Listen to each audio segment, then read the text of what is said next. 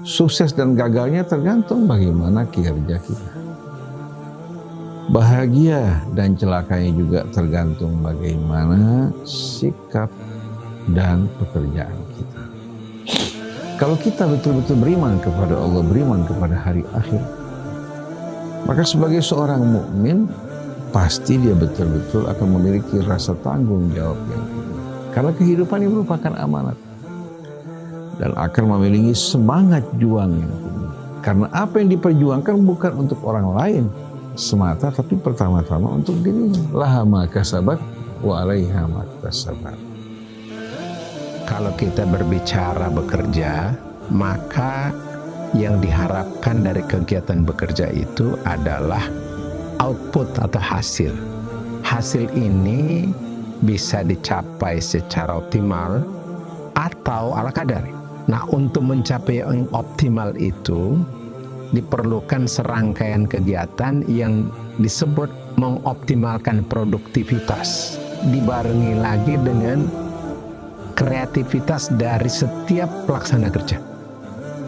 Nah, seorang yang bekerja pun, ya, kalau dia bekerja dengan benar, dia niatkan untuk berjuang di dalam menghidupi keluarganya, berjuang memberi nafkah kepada keluarganya, kepada anaknya, itu adalah itu juga bagian dari perjuangan.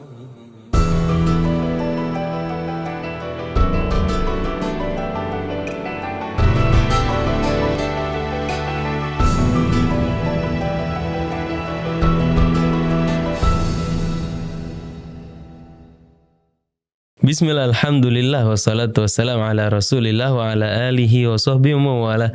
Assalamualaikum warahmatullahi wabarakatuh. Ikhwan akhwat yang dirahmati Allah subhanahu wa ta'ala, apa kabar? Selamat pagi, selamat mengawali pekan ini. Alhamdulillah senang sekali di pagi hari ini kami bisa kembali menemani ikhwan akhwat di acara renungan di bawah naungan Al-Quran bersama Al-Faqir Isa Al-Kaf. Ada Atep juga sebagai kameramen, dan juga ada Anis Muallim di meja operator. Alhamdulillah, seperti biasa ikhwan akhwat, di setiap hari Senin ini kita akan membahas sesuatu yang berkaitan dengan kinerja, meningkatkan produktivitas kerja kita bersama guru kita bersama yang alhamdulillah sudah menempati studio. Assalamualaikum Ustaz Husain bin Hamid Alatas.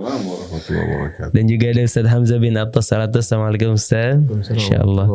Dan juga ada coach kita nih, Masya Allah, Pak Syafril Lubias. Sehat Pak? Alhamdulillah. Alhamdulillah, segar sekali. Sepertinya pakaiannya nuansanya kebangsaan ini menjelang tahun politik. Masya Allah. Bersiap-siap. Bersiap-siap ya. Sehat Pak Syafril, alhamdulillah.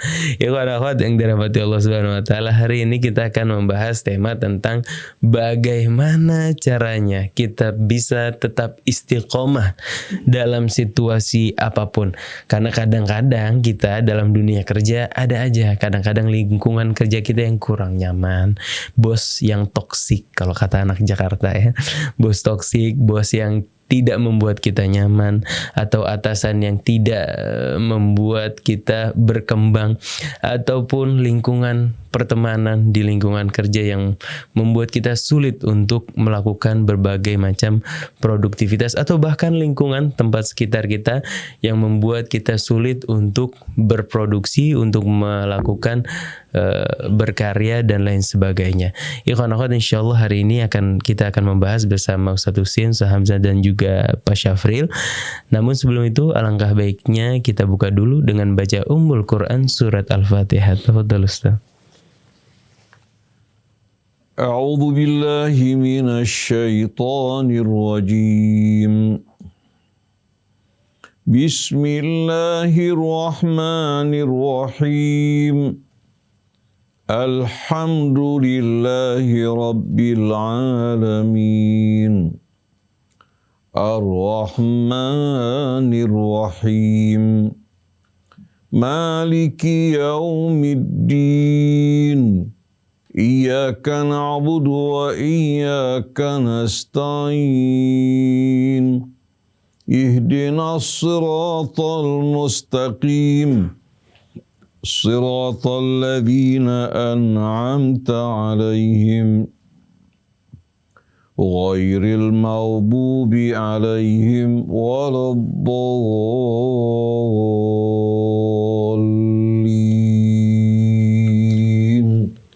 Amin amin ya rabbal alamin. Semoga dari bacaan surat Al-Fatihah tadi Allah bukakan segala pintu menuju kehadiran Allah Subhanahu wa taala, mendekatkan diri kepada Allah Subhanahu wa taala, pintu rahmat dan pintu hidayahnya Allah Subhanahu wa taala. Ikhwan akhwat yang dirahmati Allah Subhanahu wa taala, menarik sekali siaran hari Senin ini karena kita akan membahas sesuatu yang barangkali jarang sekali dibahas oleh para dai-dai, bagaimana meningkatkan produktivitas seorang muslim yang berkarya dimanapun apapun pekerjaan Anda, bersama Pak Safril yang juga merupakan konsultan manajemen di Radio Silaturahim, Masya Allah. Dan kali ini kita akan membahas, tadi Pak Safril mengajukan temanya berjudul menumbuhkan motivasi bekerja produktif sebagai amal ibadah, begitu ya Pak Safril ya. Dengan latar belakang banyak lingkungan kerja itu yang membuat kita tidak nyaman, membuat kita terhimpit. Kadang-kadang mulai dari tempatnya saja sudah tidak nyaman untuk bekerja, panas dan lain sebagainya. Kemudian jam waktu kerjanya juga yang tidak wajar, atau bos yang tidak kompeten barangkali dalam berkomunikasi sehingga menjatuhkan mental kita sebagai pekerja untuk bagaimana kita bertahan dalam situasi sulit seperti itu. Barangkali Pak Safril bisa memberikan pengantar terlebih dahulu. Silakan Pak Safril. Baik. Para pendengar dan para pemirsa yang semoga senantiasa dalam pemeliharaan Allah. Assalamualaikum warahmatullahi wabarakatuh. Waalaikumsalam warahmatullahi wabarakatuh. Para akhwat sekalian, kalau kita berbicara bekerja, maka yang diharapkan dari kegiatan bekerja itu adalah output atau hasil. Hasil ini bisa dicapai secara optimal atau ala kadar. Nah, untuk mencapai yang optimal itu diperlukan serangkaian kegiatan yang disebut mengoptimalkan produktivitas. Mengoptimalkan produktivitas ini dibarengi lagi dengan kreativitas dari setiap pelaksana kerja. Nah, masalah yang timbul adalah bahkan di dalam kondisi yang nyaman sekalipun, boleh jadi ruang kerjanya nyaman, hubungan dengan teman-temannya nyaman, hubungan dengan atasannya juga nyaman, tidak belum tentu bisa dipastikan bahwa produktivitas itu akan muncul. Apalagi dalam kondisi yang sebaliknya. Suasana kerja yang tidak nyaman, tekanan pekerjaan yang berat, perlakuan atasan yang dianggap tidak adil, maka ini bisa menjadi faktor yang mengurangi bahkan membunuh kreativitas. Bahkan kreativitas itu sudah hilang. Produktivitas pun akan sangat rendah karena orang akan mengatakan kerja bagus tidak bagus percuma.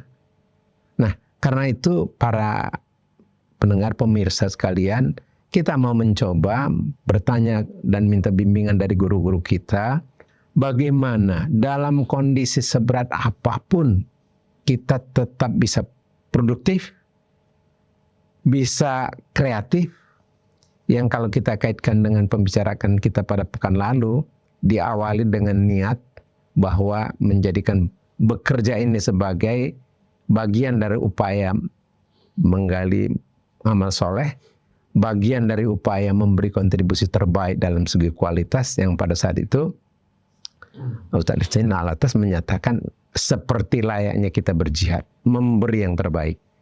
Nah, kurang lebih sebagai pembuka seperti itu Ustaz Isa, dengan harapan kalau kita perbaiki niatan kita, kita sebut motivasinya kita perbaiki dalam perspektif yang diajarkan oleh Islam, maka akan menghadirkan produktivitas yang tinggi dan kreativitas yang kaya. Nah, ini dua hal ini menjadi faktor yang menghasilkan output yang baik dan juga meningkatkan kompetensi dari masing-masing karyawan. Sebagai pembuka kurang lebih seperti itu. Memang kalau kita mengingat pembahasan kita pekan lalu bahwa kita bekerja adalah jihad. Yang namanya jihad nggak mungkin nggak ada tantangannya, begitu ya Pak Syafil. Yang namanya jihad makin berat tantangannya, makin besar pahalanya, begitu ya Ustaz ya. Barangkali itu ntar insyaallah yang akan dijabarkan oleh Ustaz Husain bin Hamid Al-Attas dan juga Ustaz Hamzah. Ikhwan akhwat, mari sama-sama juga kita dengarkan terlebih dahulu penjabaran dari Ustaz Husain bin Hamid Al-Attas. Tafadhol Ustaz. A'udzu billahi minasyaitonir rajim. Bismillahirrahmanirrahim. Alhamdulillahi rabbil alamin. Hamdan katsiran thayyiban mubarakan fih kama yuhibbu rabbuna wa yarda. Allahumma shalli ala Muhammadin wa ali Muhammad. Assalamu alayka ayyuhan nabi wa rahmatullahi wa barakatuh. Assalamu alayna wa ala ibadillahis salihin. Wassalamu alaikum ayyuhal ikhwatul mustami'un wal musyahidun wa rahmatullahi wa barakatuh. Alhamdulillah, pagi hari ini kita berada pada tanggal 4 bulan Dzulhijjah. Yang merupakan hari-hari yang amat mulia. 10 hari pertama di bulan Dzulhijjah ini merupakan 10 hari yang amat utama. Sebagaimana yang dikabarkan Nabi kita Muhammad sallallahu alaihi wasallam. Mudah-mudahan Allah jadikan hari-hari ini sebagai hari-hari yang betul-betul dapat membantu kita melakukan perubahan yang positif dalam hidup kita, perbaikan kinerja kita. Begitu pula rasa tanggung jawab dan amanat kita, keurusan hidup kita, di mana sebagai seorang hamba dalam kehidupan dunia ini kita sedang menjalani cobaan dan ujian yang kelak kita akan bertanggungjawabkan di hadapan Allah. Sukses dan gagalnya tergantung bagaimana kinerja kita.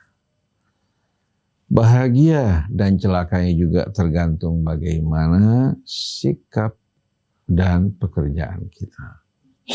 Kalau kita betul-betul beriman kepada Allah, beriman kepada hari akhir, maka sebagai seorang mukmin pasti dia betul-betul akan memiliki rasa tanggung jawab yang tinggi. Karena kehidupan ini merupakan amanat. Dan akan memiliki semangat juang yang tinggi. Karena apa yang diperjuangkan bukan untuk orang lain semata, tapi pertama-tama untuk dirinya. Laha ma kasabat wa 'alaiha maktasabat.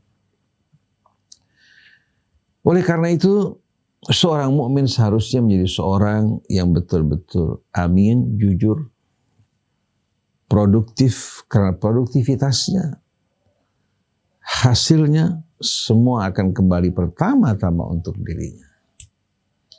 Apa yang diterima oleh orang lain dari kinerjanya, dari usahanya, berbagai macam manfaat yang disumbangkan oleh usahanya, itu merupakan hal yang akan dicatat di sisi Allah Subhanahu wa taala, walaupun tempat kita bekerja tidak menghargainya, walaupun manusia tidak menghargainya. Tapi amatlah aniaya dan zalim kalau kita menuntut orang-orang untuk bekerja dengan benar, jujur dan amanat, tetapi perusahaan tempat mereka bekerja tidak memperlakukan mereka dengan baik dan mulia, maka pasti akan terjadi ketimpangan. Oleh karena itu Allah Subhanahu wa taala menetapkan kepada mereka-mereka yang bersikap curang, yang menggunakan standar ganda. Mereka ingin orang lain bekerja dengan jujur baik untuk mereka, tapi mereka tidak menghargai orang-orang yang bekerja untuk mereka, tidak memperlakukan mereka dengan adil. Allah Subhanahu wa taala langsung memberikan ancaman kepada mereka, wailun lil mutaffifin alladzina idza talu 'alan nasi yastawfun wa idza kaluhum aw wazanuhum yukhsirun. Kecelakaan bagi para mutaffifin. Siapa mereka? Yang kalau menyangkut hak mereka pada orang lain, mereka menuntut agar dipenuhi. Tapi kalau menyangkut hak orang lain yang ada pada dirinya, dia berupaya untuk mengurangi. Dalam satu perusahaan terdapat pemilik, terdapat buruh yang bekerja, terdapat juga alat kerja. Kalau kita perlakukan buruh bagikan alat kerja, tidak memanusiakan mereka, maka amat sulit untuk bisa melahirkan kinerja dan produktivitas yang amat baik. Kecuali apabila buruh-buruh tersebut sadar bahwa apa yang mereka lakukan, apa yang mereka kerjakan, semua itu merupakan gambaran dari diri mereka.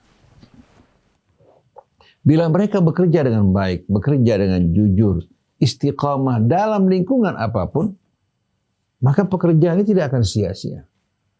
Dan mereka juga akan memiliki pengalaman dari apa-apa yang mereka jalani, yang bisa membantu mereka untuk meningkatkan kinerja mereka.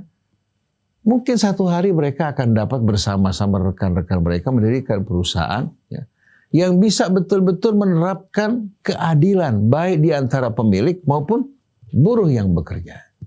Karena kalau kita mengharapkan terjadinya perubahan dari orang lain yang tidak berpikir untuk berubah, yang masih betul-betul menganggap buruh itu merupakan alat kerja, tidak memperlakukan mereka secara manusiawi, maka nasib kita selamanya akan seperti ini. Oleh karena itu idealnya dalam satu perusahaan bersama buruh mereka, pemilik usaha tersebut betul-betul memperlakukan para buruh mereka dengan cara yang baik, menyediakan lingkungan yang baik, tapi juga memiliki aturan dan disiplin. Yang bekerja lebih baik diberikan penghargaan, sedangkan yang bekerja buruk mereka apa? Dikenakan sanksi. Agar tidak disamakan antara orang-orang yang beramal saleh dengan orang-orang yang mengabaikan kewajibannya. Hingga Allah terangkan pada kita, afanaj'alul muslimina kal mujrimin ma lakum kaifa tahkumun. Apa kalian beranggapan kami akan samakan orang-orang yang melakukan kejahatan dengan orang-orang yang berbuat kebaikan berserah diri kepada Allah? Kalau Allah menyamakan, maka dengan sendirinya tidak akan ada orang yang berjuang untuk mengerjakan amal soleh. Seperti pada masa-masa era komunis di Rusia, kita saksikan bagaimana kehidupan ekonomi di Rusia betul-betul amat merosot. Sampai mereka, negara yang amat subur, harus mengimpor kebutuhan gandum mereka dari luar. Kondisi kerja mereka amat lemah. Kenapa? Karena disamakan antara orang yang bersemangat kerja dan tidak. Karena semua milik bersama. Tidak ada sama sekali penghargaan terhadap mereka yang bekerja dengan sungguh-sungguh. Akhirnya mengakibatkan mereka yang tadinya bersemangat, memiliki kemampuan, memiliki juga inovasi, hilang semangat mereka untuk bekerja dan berjuang. Tapi begitu komunisme jatuh, kita saksikan pada masa Putin, ternyata pertumbuhan ekonomi di Rusia luar biasa dahsyatnya. Kita saksikan bermunculan konglomerat di Rusia yang sebelumnya tidak pernah kita dengar sama sekali. Tapi berada dalam kontrol pemerintah. Kalau sampai para konglomerat, para pengusaha ini berbuat semena-mena, Putin akan melucuti mereka dari kekayaan mereka. Jangan diberikan kesempatan, tapi mereka menimbulkan kerusakan. Oleh karena itu mulai semangat kerja berkembang di tengah-tengah mereka. Dan kita saksikan bagaimana Rusia yang dulu mengimpor gandum mereka dari Kanada dan beberapa negara, sekarang justru menjadi apa? Menjadi eksportir. Kehidupan masyarakat mereka membaik, kehidupan sosial mereka, kehidupan ekonomi juga meningkat. Bahkan kita saksikan bagaimana mereka mulai melakukan ekspansi keluar. Jadi kita saksikan tanpa adanya nizam, tanpa adanya aturan, tanpa adanya penghargaan terhadap orang yang bersungguh-sungguh bekerja. Demikian pula tanpa ada sanksi bagi mereka yang melakukan pelanggaran, maka semangat kerja tidak akan tumbuh di tengah-tengah mereka. Jadi kalau seandainya mereka yang memiliki usaha memperlakukan buruh-buruh mereka dengan penuh kecintaan, menjadikan mereka sebagai mitra. Mereka mengatakan bahwa hasil kerja kita akan nikmati bersama. Kita akan bagi keuntungannya di antara pemilik, demikian pula di antara buruh yang bekerja dengan penuh keadilan. Di saat mereka merasa memiliki, akan muncul semangat kerja dengan baik, asal betul-betul terdapat aturan, terdapat nizam yang betul-betul menghargai mereka-mereka yang bekerja dengan sungguh-sungguh dan memberikan sanksi kepada mereka-mereka yang melakukan pengabaian. Nah, sekarang pembicaraan kita ini tertuju kepada situasi Indonesia pada saat ini, di mana kebanyakan perusahaan-perusahaan, pengusaha-pengusaha mereka ingin mencari buruh murah. Itu juga yang ditawarkan pemerintah kita kepada investor asing. Bukan menawarkan buruh-buruh yang memiliki skill ya, dan kinerja yang baik, tapi mereka tawarkan buruh murah. Artinya silahkan kalian peras mereka, manfaat mereka, gunakan mereka dengan bayaran yang murah. Nah, menghadapi situasi seperti ini, di mana para pengusaha, para pemilik perusahaan ya, menganggap buruh itu hanya merupakan alat kerja, tidak ada ubahnya dengan berbagai macam peralatan yang terdapat dalam perusahaan mereka, maka dengan sendirinya para buruh harus berjuang. Harus berjuang betul-betul meningkatkan kinerja mereka dengan baik.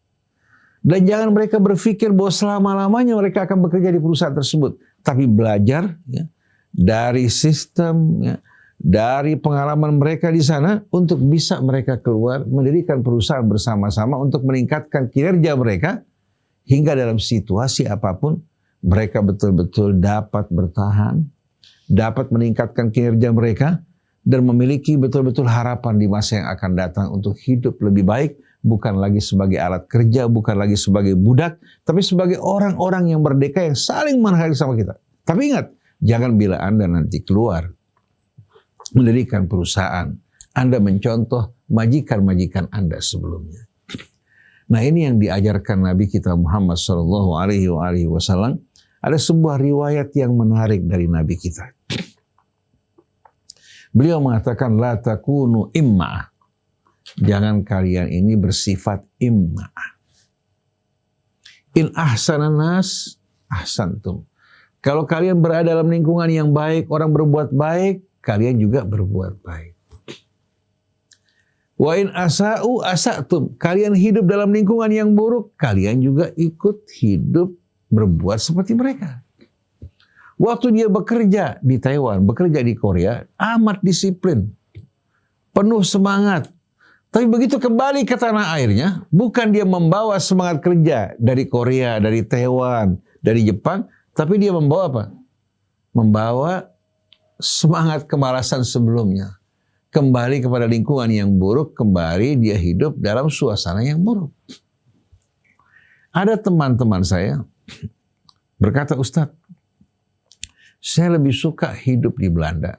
Karena hidup di sana betul-betul penuh dengan disiplin, aturan, manusia bekerja sangat dihargai. Sedangkan di Indonesia saya kembali, saya tidak merasakan hal yang sama. Saya bilang kalau seandainya kamu hanya berpikir untuk diri kamu, tidak berjuang untuk bangsa kamu, negara kamu, sampai kapan negara kamu akan bangkit? Kalau setiap orang berpikir seperti kamu, sampai kapan negara kita ini akan mengalami kemajuan? Oleh karena itu, hendaknya kamu belajar di Belanda. Dengan pengalaman kerja kamu di Belanda, kamu kembali ke tanah air, berusaha untuk membangun lingkungan yang sehat, yang bisa betul-betul mengambil manfaat kebaikan dari apa yang kamu pelajari di Belanda. Tapi kalau kamu dalam lingkungan baik, kamu baik, bersemangat, ya, berinovasi. Dalam lingkungan yang buruk, kamu terbawa seperti mereka, maka ikan lebih baik daripada kamu. Ikan di lautan walaupun dalam lingkungan yang asin, dia tidak berubah menjadi asin. Kecuali pada saat dia mati. Betul tidak? Jadi bagaimana kamu sebagai seorang mukmin memiliki betul-betul tujuan yang jelas. Istiqamah di jalan Allah Subhanahu wa ta'ala. Oleh karena itu, Rasulullah ingatkan jangan kamu imma'ah. Imma'ah itu artinya pelin-pelan. Kepada siapa saja dia mengatakan, ana ma'ak, saya bersama kamu. Walakin wattidu anfusakum. Tapi tetapkan, teguhkan diri kalian. In ahsanan nas antuhsinu. Kalau orang berbuat kebaikan, kamu hidup dalam lingkungan yang baik, kamu seharusnya berbuat lebih baik dari mereka. Wa in asa'u fala tadhlimu. Kalau mereka berbuat buruk, ingat, jangan kamu berbuat aniaya. Jadi tetap kamu dalam sikap kamu, kejujuran kamu, amanat kamu, ya, dan belajarlah dari apa-apa yang kamu lihat. Setelah itu, kamu dapat keluar dari perusahaan tersebut yang tidak menghargai kamu. untuk membangun usaha bersama rekan-rekan kamu yang pernah merasakan kepahitan perlakuan yang tidak baik, agar menjadi cemeti buat kita untuk tidak memperlakukan orang lain dengan baik. Karena saya temukan Pak Syafril, ada beberapa orang yang sakit hati karena perlakuan orang terhadap mereka. Mereka tidak dihargai, bahkan di saat dia butuh pinjaman juga diperlakukan dengan cara yang tidak baik. Allah kasih subhanallah. Tidak berlangsung selama 10 tahun, orang-orang ini ternyata apa? Punya kesempatan. Langsung berkembang maju. Dari tidak punya aset sekian banyak. Punya juga lapangan pekerjaan yang cukup baik. Tapi begitu mereka tiba di puncak, ternyata perlakuan yang pernah dilakukan oleh atasan-atasan mereka, mereka lakukan terhadap buruh mereka. Mereka menganggap, dibilang ini yang terbaik. Berarti dia menggunakan standar ganda dan dia masuk dalam firman Allah, wailun lil mutaffifin alladzina idza talu 'alan nasi yastawfun wa idza kaluhum aw wazanuhum ala yadhunnu ulaika annahum mab'utsun. Apa mereka tidak sadar bahwa mereka akan dibangkitkan di yaumin 'adzim, di hari yang amat dahsyat, yauma yaqumun nasu li rabbil alamin, ketika mereka berdiri di hadapan Allah Rabbul Alamin. Dalam surat An-Nisa ayat 124, Allah berfirman, "Wa may ya'mal minas shalihat min dzakarin aw untha wa huwa mu'minun fa ulaika yadkhulunal jannata wa la yudhlamuna naqira." Siapa saja di antara kalian, pria ataupun wanita, yang mengerjakan amal soleh. Amal soleh ini jangan hanya dibatasi pada sholat, puasa, berhaji, berumrah. Amal soleh mencakup segala amal kebaikan yang membawa maslahat, manfaat bagi umat. Pria ataupun wanita beriman kepada Allah, mengerjakan amal soleh, maka mereka akan memasuki surga dan tidak akan dizalimi sedikit pun juga. Sekecil apapun mereka tidak akan pernah dirugikan. Begitu juga ayat yang sering kita baca dan kita ingat. Faman ya'mal mithqala dzarratin khairan yarah. Wa man ya'mal mithqala dzarratin syarran yarah. Sekecil apapun tidak akan disia-siakan oleh Allah. Jadi kalau kita ingin menggapai kehidupan hari depan yang lebih baik, kita harus meningkatkan kinerja kita. Jangan dipengaruhi oleh majikan kita atau lingkungan kita. Kita bekerja dengan sungguh-sungguh untuk meningkatkan produktivitas kita, juga untuk meningkatkan kreativitas kita, dan menunjukkan betul-betul apa? Sebagai orang yang memiliki tanggung jawab dan amanat yang tinggi.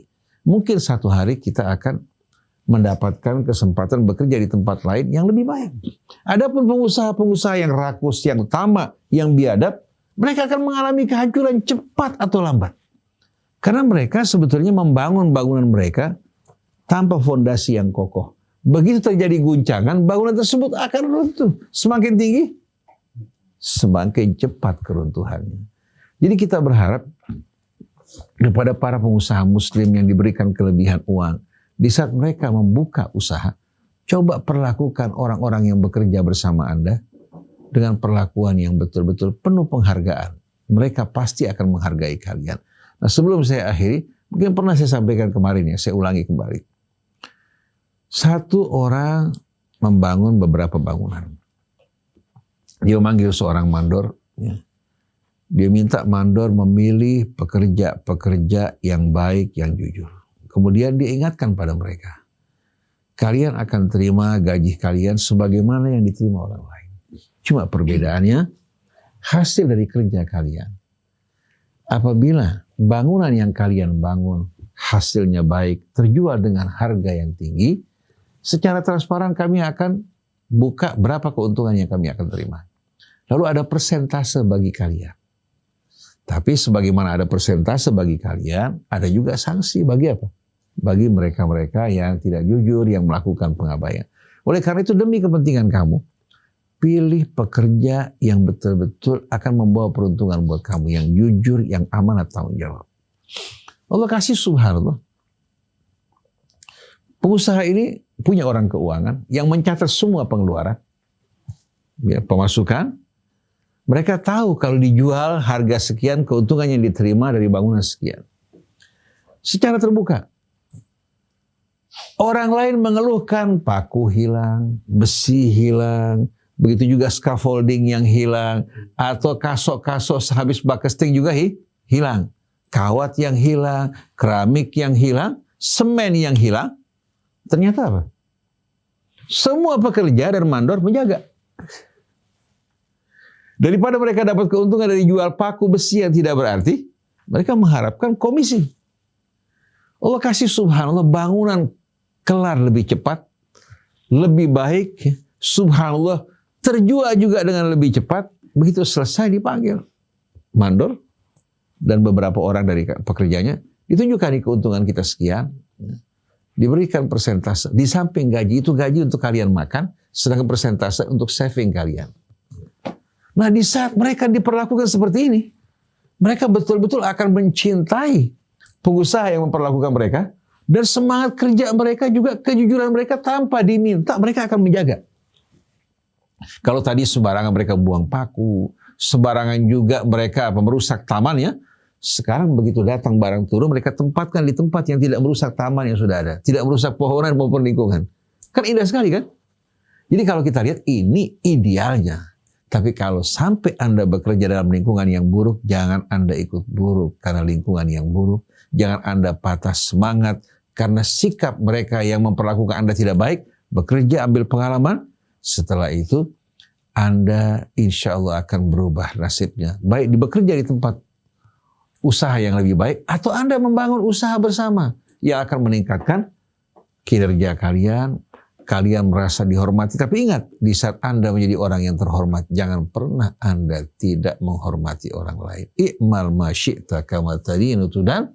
Berbuatlah kamu sesuka hatimu sebagaimana perbuatan kamu, kamu akan terima balasan kamu. Nah, kita ingin bangsa Indonesia yang santun, yang baik, sebetulnya yang mudah diatur, ya, untuk mendapatkan pemimpin-pemimpin yang dapat memimpin mereka ke jalan yang mulia. Masa kita kalah dengan Malaysia, kalah dengan Thailand, kalah dengan Korea, padahal dulu mereka di belakang kita, orang-orang Malaysia keliling. Bahkan sewaktu kita di Mesir, datang ke pelajar-pelajar Indonesia, menawarkan mereka untuk bekerja di Malaysia. Sewaktu sebelum saya berangkat ke Mesir, mereka mencari guru-guru SD untuk mengajar di Malaysia.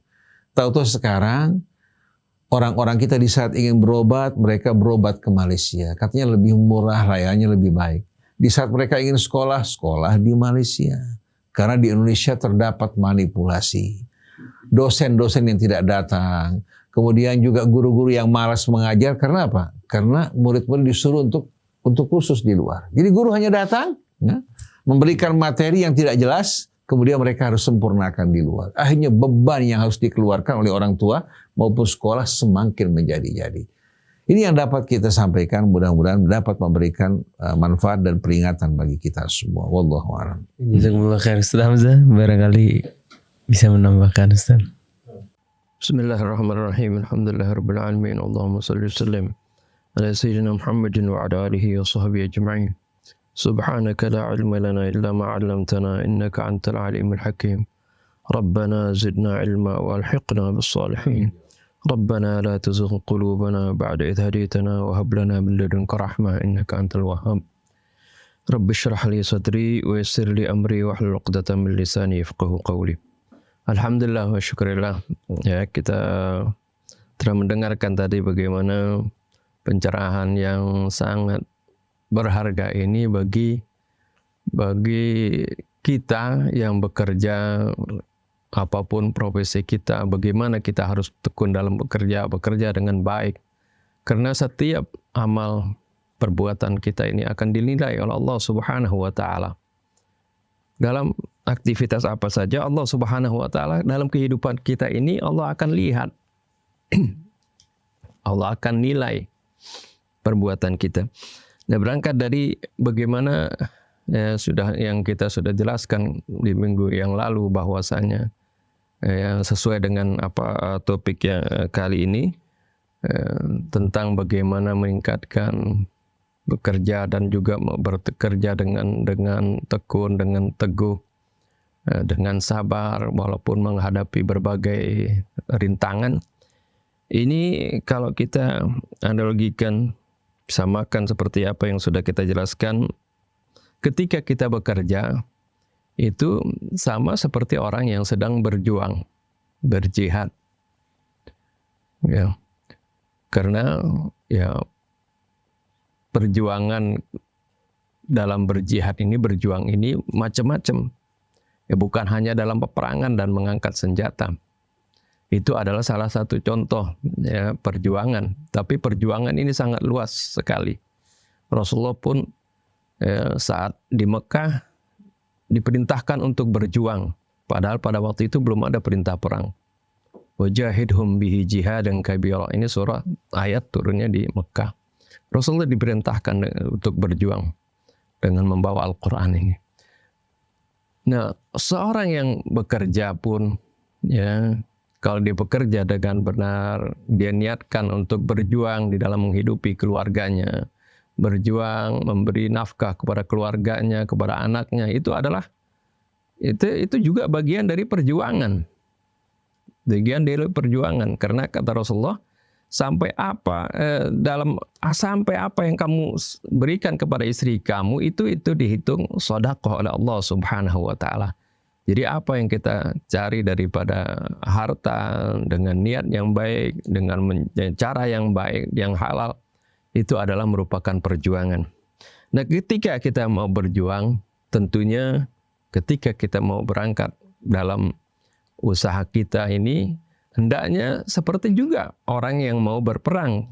Allah ingatkan, ketika mereka berperang harus wa'iddu lahum mastata'tum min quwwatin wa min ribatil khairi turhibuna bihi aduwakum aduwallah. Ini kalau dalam peperangan, Allah katakan persiapkanlah untuk menghadapi mereka. Kalau dalam usaha ini, ketika kita mau bekerja, kita benar-benar mempersiapkan diri kita ya untuk dalam bekerja itu agar supaya kita dapat mengerjakan pekerjaan kita dengan baik.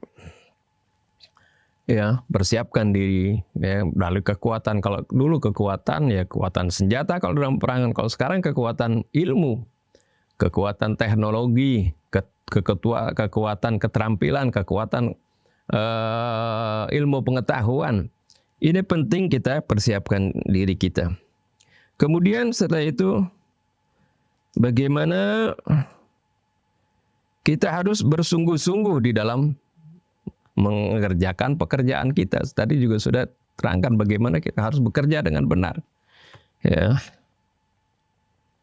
Ketika berjuang juga ya kita harus berjuang dengan benar. Wajahidu fillahi haqqa jihadi. Ya, berjuanglah di jalan Allah dengan sebenar-benar perjuangan. Ya, kalau di bidang pertempuran jangan main-main. Kita kerjakan pekerjaan kita ini dengan sebenar-benarnya. Rasulullah SAW pun mengingatkan seperti yang pernah kita sebutkan, innallaha yuhibbu idza amila ahadukum amalan ayyutqinahu. Sungguhnya Allah Subhanahu wa taala mencintai seseorang apabila dia bekerja dengan tekun, dia bekerja dengan benar-benar.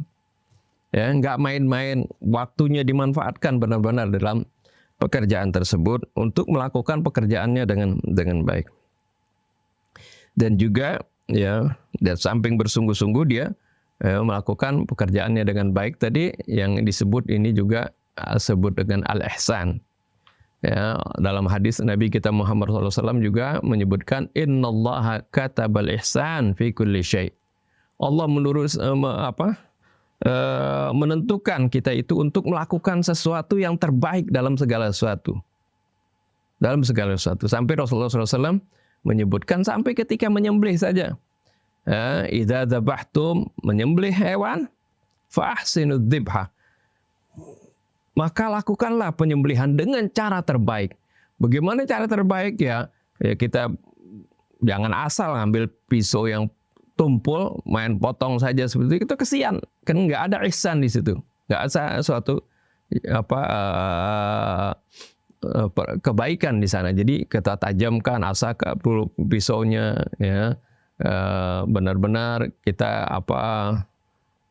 ketika menyembelihnya itu ya kalau bisa ya kalau ada hewan yang kalau disembelih jangan di depan hewan yang lain gitu. Nanti dia dia melihat dia sudah ketakutan duluan sebelum disembelih. Itu salah satu ihsan yang dicontohkan, dan ini tentunya ihsan dalam berbagai hal untuk kita melakukan segala sesuatu dengan cara yang terbaik, dengan menghasilkan sesuatu yang terbaik. Kemudian di dalam menjalani aktivitas kita dalam pekerjaan, ya banyak sekali rintangan, banyak sekali beban, banyak sekali sesuatu yang berat bagi kita. Ini diperlukan keuletan, atau dengan istilah agama kita itu as-sabr, dengan sabar. Sabar itu artinya kita ulet, tekun, istiqomah, itu namanya sabar. Bukan sabar itu udah deh nerima aja, enggak. Tapi bagaimana ya kita itu ulet menghadapi berbagai cobaan. Yang terakhir tentunya di samping itu, kita juga ketika kita bekerja dengan baik, ini sebenarnya kita akan meningkatkan kualitas diri kita. Ya tentu kita akan ahli kalau kita bekerja dengan benar, beda dengan kerja yang main-main, asal-asalan. Kita bekerja dengan benar ini sekaligus akan meningkatkan kualitas diri kita. Ini diperintahkan oleh Allah Subhanahu wa taala kita agar senantiasa kita ini meningkat di dalam kehidupan kita. Ya, meningkat di dalam kualitas diri kita. Dalam segala hal, dalam amal soleh pun seperti itu. Bekerja dengan baik ini agar supaya kita senantiasa meningkatkan diri kita, terus belajar. Ya, jadi ketika kita misalnya selesai dalam satu bidang, kita bisa pindah naik lagi ke jenjang yang lain dan kita akan belajar lagi. Ini penting sekali ya, kalau orang yang bekerja ini pasti dia akan mendapatkan hal tersebut. Tapi berbeda kalau dia bekerjanya main-main, bekerjanya tidak benar, ya, maka dia tidak akan mendapatkan itu semua. Ya, saya pernah bekerja di perusahaan Gobel, itu Panasonic ya. Itu dulu pendiri perusahaan Gobel, Bapak Dr. Andes Haji Tayyib Muhammad Gobel itu, dia selalu ya, dia ingatkan pada karyawannya, kalian itu kalau bekerjalah dengan benar di sini. Itu agar supaya kalian meningkat terus dan menjadi pimpinan di sini, di perusahaan ini. Atau kalau tidak, kalian nanti di luar jadilah pengusaha gitu. Itu artinya kalau orang yang bekerja benar, dia dapatkan ilmu dari perusahaan tersebut, dan ketika keluar dia bisa jadi pengusaha seperti itu. Ini yang diharapkan, itu seperti itu. Jadi dia kasih motivasi terus. Jadi bagaimana si karyawan ini agar supaya bekerja benar, bekerja yang sungguh-sungguh, bekerja dengan jujur seperti itu. Dan ini adalah sesuatu yang dianjurkan dalam agama kita. Karena setiap, tadi Ustaz dikatakan, setiap amal kita ini akan dilihat oleh Allah Subhanahu wa taala, bukan saja oleh pimpinan perusahaan, tapi Allah Subhanahu wa taala akan mencatat segala amal dan aktivitas kita itu di dunia ini. Wallahu a'lam. Jazakumullah khair Ustaz Hamzah. Ustaz Hussein, ada yang ingin ditambahkan? Silakan Ustaz. Untuk hal yang perlu kita sampaikan di sini, yang membuat kita ringan menghadapi beban yang berat, juga bisa menjalani dengan mudah suasana berjamaah. Maka di tengah-tengah perusahaan yang tidak sama sekali menghargai para buruhnya, maka mereka, para buruh, karyawan, hendaknya mereka bisa membangun kebersamaan. Kalau ada satu dianiaya, bersama-sama mereka membela. Mereka juga bisa berinfak, menyisihkan sebahagian ya, dari kelebihan harta mereka, yang kalau ada apa-apa yang diperlukan oleh salah satu anggotanya, dengan kebersamaan ini bisa memberikan solusi, pertolongan, yang akan membangun kecintaan dan keakraban di antara mereka. Yang mereka keluarkan kan, katakan hanya Rp10.000, tapi di saat dikumpulkan bersama-sama setiap bulan, bisa saja dia yang akan butuh pada uang tersebut. Dengan kebersamaan seperti ini, saling melindungi, saling menjaga, saling membela, membuat kalian punya kekuatan yang tidak akan dipermainkan oleh pimpinan perusahaan kalian. Mereka akan berpikir di saat menganiaya kalian. Dengan kebersamaan, kalian bisa mengumpulkan skill yang bermacam-macam di antara para karyawan tersebut. Kalau satu hari kalian butuh mitra untuk bekerja sama, kalian bisa rekrut orang yang kalian kenal, yang pernah ikut merasakan pahit getirnya berusaha bersama-sama. Beda orang yang punya pengalaman dengan orang yang tidak punya pengalaman. Oleh karena itu, al-jamaah adalah rahmat. Jamaah ini betul-betul rahmat, ya, dan yang mendatangkan azab adalah berpecah belah. Akhirnya mengakibatkan seperti itu manusia tangannya terpisah dari tubuhnya, kakinya terpisah. Bagaimana dapat dikatakan sebagai manusia? Tapi dalam kebersamaan Allah turunkan rahmatnya kepada kita semua. Semoga hal ini bisa menjadi motivasi buat kita semua, termasuk kinerja juga saudara-saudara kita di Radio Silaturahim. Mereka bukan lagi merasa sebagai pekerja, tapi sebagai mitra perjuangan di jalan Allah Subhanahu wa Ta'ala. Amin ya rabbal alamin. Hamzah dan juga Pak Syafril, ikhwan akhwat, intinya bebaskan diri kita sendiri dan jadilah kontrol atas diri kita sendiri, sehingga dimanapun, kapanpun, apapun situasinya, kita tetap bisa mengembangkan diri sendiri menuju keridhaan Allah Subhanahu wa Ta'ala. Pak Syafril, ada yang ingin disimpulkan? Iya. Artinya dari paparan Ustadz Husin, kemudian juga diperkaya dengan paparan Ustadz Hamzah, diawali dengan mengelola niat. Mengelola niat yang dalam manajemen dikaitkan dengan motivasi. Kalau motivasinya itu sudah benar, apalagi dikaitkan dengan fungsi kita sebagai manusia ini harus beramal, beribadah kepada Allah.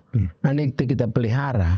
Kalau pengalaman saya selama ini, Ustaz, bagi orang-orang yang memang bisa memelihara niatnya untuk bekerja itu adalah bagian dari ibadah, maka terlihat dia senantiasa bekerja produktif dan dia senantiasa belajar.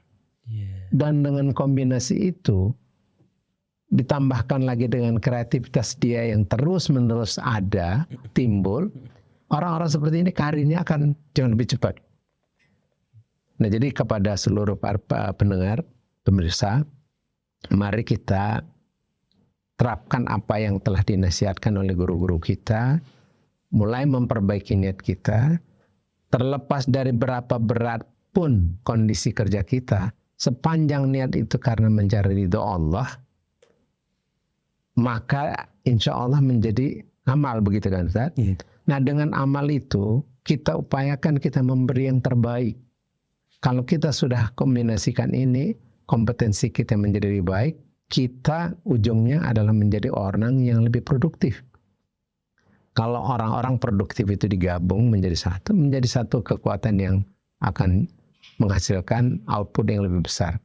Jadi dengan niatan seperti ini, mudah-mudahan para pendengar sekalian, para pemirsa bisa memperbaiki niatan, memperbaiki motivasi, sehingga jadilah bekerja itu sebagai ibadah, insyaAllah. Masya Allah, jazakumullah khairan jazaa Pak Syafril. Terima kasih banyak ikhwan akhwat. Mudah-mudahan apa yang disampaikan oleh guru-guru kita bisa menjadi wasilah hidayah buat kita semua. Mudah-mudahan Allah Subhanahu wa Ta'ala memajukan bangsa Indonesia ke depannya juga, khususnya umat muslimnya, agar lebih produktif ke depannya. Ikhwan akhwat, saya Isa Alkaf beserta seluruh kru yang bertugas, ada Atep, ada Anis Mualim, dan juga semua kru yang membantu acara ini, mohon undur diri. Mari sama-sama kita tutup dengan baca doa kafaratul majlis. Subhanakallahumma wa bihamdika asyhadu an la ilaha illa anta astaghfiruka wa atubu ilaik. Assalamualaikum warahmatullahi wabarakatuh. Waalaikumsalam warahmatullahi wabarakatuh.